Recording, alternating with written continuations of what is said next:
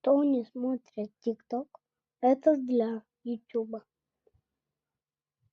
Вчера я сегодня я смотрел ТикТок и увидел такое видео, где говорят, сегодня 12 августа будет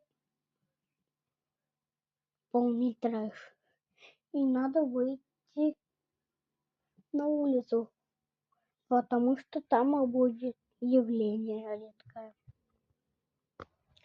Так что вам придется не засыпать в этом ночи. А то видео, которое я видел, это было вчера, потому что сегодня 10. А говорили, что на 3 дня будет 2 августа.